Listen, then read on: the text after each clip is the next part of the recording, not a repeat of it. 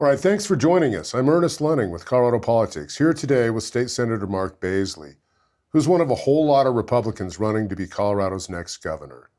He's going to be answering questions prepared by AARP Colorado. We'll be asking the same questions to the other candidates who are also running in their party's primaries next year for the chance to take over after the 2026 election from term-limited Governor Jared Polis. Now, Senator Baisley, please take a minute to introduce yourself and tell us why you're running. Sure. Well, as you said, there's like 21 of us, not nearly enough, running for governor.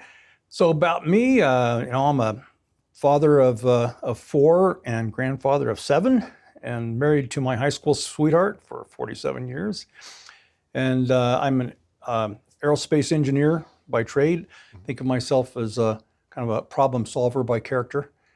And I served for 4 years in the State House of Representatives, and now I'm in my third year, just finishing my third year in the State Senate. This was frankly not an aspiration for me. It was my intent. Since I've been a teenager, I had a bit of an international upbringing, and I learned to appreciate the United States from living afar.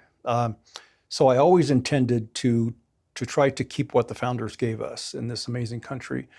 My reason for running for governor is because of folks that talked to me enough times about it to where I was realizing that, we've been playing on defense. The whole time I've been in the legislature, it's time to go on offense because we've been losing ground. And I say we, not just my party. I believe that the state and the people have been losing ground in liberties for at least 10 years that we've had single party rule. We need to put that to a stop. And in fact, we need to advance back the other direction. We need to retake a lot of the ground that has been lost in liberties in particular, and in overspending. The overspending's phenomenal. I mean, we have a big budget crisis this year, and yet our revenue has gone up $1.5 billion every year that I've been in the legislature. So the spending is out of control. Let's get to our questions from the AARP. As far as caregiving goes, important topic to the AARP. New data shows that there's more than 1 million family caregivers in Colorado. Wow. What kind of policies or legislation would you champion to ease caregiver burdens? The government, I believe, ought to be doing very few things. And so I'm cautious about getting too involved in caregiving because it gets more expensive and gets worse, gets slower. What I do think that we should do, though, is to have some kind of augmentation to the caregiver themselves, or for the consumer, not for the caregiver, not to pay the caregiver directly, but we might give tax credits and maybe even some cash towards those that need it, that are elderly and that need that, because this is a bit of a crisis, and the caregivers are not well paid, and so they're struggling in a really big way. So I do think we need to address that because our elderly and our infirm, that's an area that is appropriate for government to take care of the folks that cannot take care of themselves. Well, thanks. In terms of livable communities, older Coloradans are not immune to the housing crisis. Sure. Housing affordability crisis. What policy solutions would you seek to help Coloradans age 50 and over find and keep affordable housing?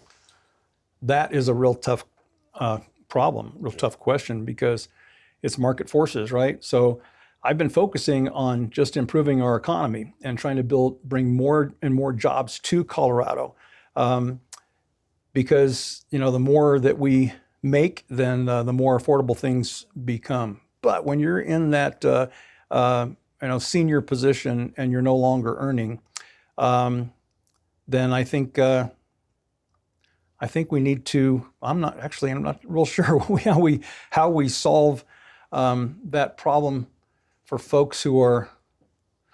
I'm hoping that people will get themselves in a good position before they get to that point. So, let's try to get it on the early end, get people in a good job, in good homes that they can afford. But you know what? Something that does come to mind is tax credits for homestead, for folks that they're in their home. I'd be very open to try to relieve them from especially property taxes in their older years. because if they're on a fixed income, which is what Social Security and so on ends up to being, then the cost of things continue to rise, then we could give them some relief in taxation, and I'd be all for that. Go along the same lines. As the number of Coloradans over the age of 50 increases, what can be done to help them age in place and remain in their communities? Well, first is family. My family, we take care of each other. And I could go on and on about folks taking care of the older generations within my family. We just do. And I'd hope that most people would do that as the first order of business. Let's watch out for each other because, yeah, wouldn't it be great? I'd sure like to stay in my home until they have to drag me out one day. So first of all, I think it's family. After that, if we are giving tax credits or other kind of augmentation to people paying for the caretakers, then I think we could look at them paying for the caretakers who are also family.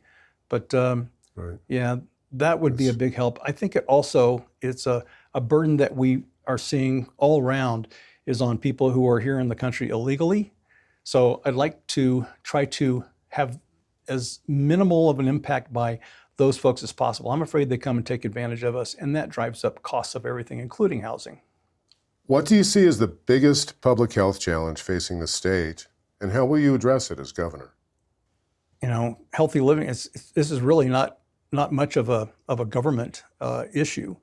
Folks just need to exercise well and eat properly and see a doctor regularly, but that's not really a government concern. That's not a government role. So I'd just say, folks, take good care of yourselves. From a legislative government perspective, what can be done to improve our state as a great place for fitness, health, and well-being for Coloradans of all ages? We are an amazing recreation state, and in fact, I've worked on bills to keep open our open areas, access to the 14,000-foot peaks and fishing spots and so on. That's been a bill. It took me a couple of years to get a solution there to keep open those areas for us. And we attract people from around the world that come here for recreation and so on. We ought to take advantage of it ourselves. In fact, I'd strongly encourage people who live in the Front Range to get out to this amazing state that they live in.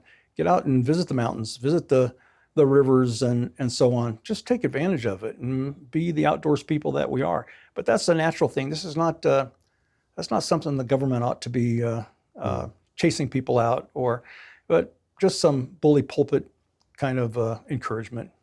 On the financial consumer kind of side, the legislature is tackling major consumer safety issues as technology rapidly evolves and changes. This is your field. Like the government is putting in guardrails when businesses and government use AI to make major decisions that impact people. We've seen that in previous sessions here. What is your philosophy on balancing consumer rights and technological innovation? Yeah, I've dived in very deeply on this. So I wrote a bill. In fact, it's a model legislation. It's been accepted as model legislation, peer-reviewed and available to state legislatures across the country. And that is to consider that if it was illegal before AI, it's illegal using AI. So for instance, discrimination against someone for housing or for college admissions, for bank loans and so on. The civil rights organizations concern themselves that AI might be discriminating against protected classes. Well, if it was illegal before AI and without technology, then it ought to be illegal with the use of technology. So that's what my bill does, is it just makes that plain. But what we don't want to do is overburden the technology development of AI because we're in competition internationally. So we need to keep driving forward and take advantage of all the things that AI brings to us and other technologies as well, and not cut the legs out from under those companies. Well, thank you. Groups like AARP consistently hear from members that rising utility costs pose affordability challenges for Coloradans on fixed incomes.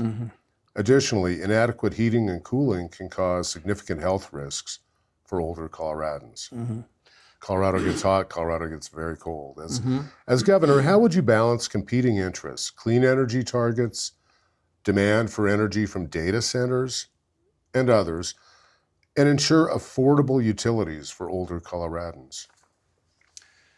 Well, thanks, Ernest. I would sure do it differently than what I've been hearing from the Public Utilities Commission here lately of getting too involved. You know, naturally, the laws of nature will bring costs down all by themselves. And the more efficient that the energy is, then the more people are going to want it and use it. So let's stop forcing people onto electricity and getting away from clean burning natural gas, for instance, which is some of the imposition that's happening right now.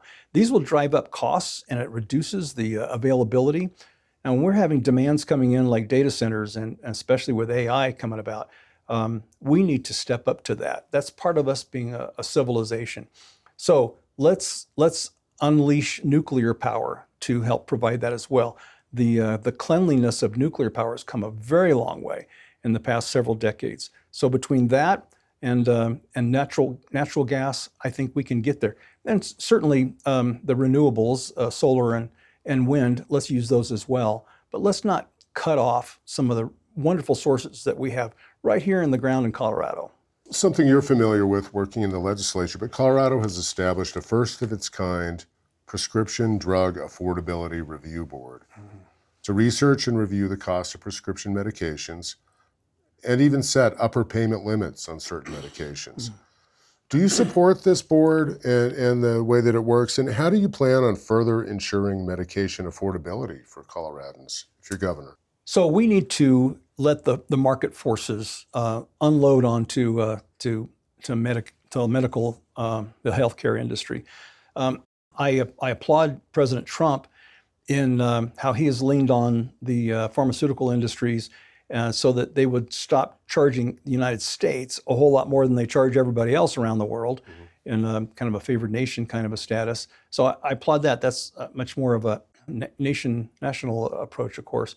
But I don't know that it's a good idea for us having this local board. I think we need to just do everything we can to put the decision in the hands of the consumers, because we will decide if we can buy from out of state, from out of country, drugs, and that's hard to do these days. We tried to open it up, just letting purchase coming in from Canada. There's a big fight over that. Now let's let the market forces control, and they will, and the pharmaceutical companies will have to follow, and they'll have to be competitive against each other. So I'd like to get the government as much out of healthcare as possible, and let's use health savings accounts to buy our drugs, and that will help quite a bit. Lot to chew on there. I appreciate your taking the time out of your busy day here to join us. Thank you, and please check out our interviews with the other candidates for governor and 8th Congressional District candidates on coloradopolitics.com and at AARP Colorado. Thanks for watching.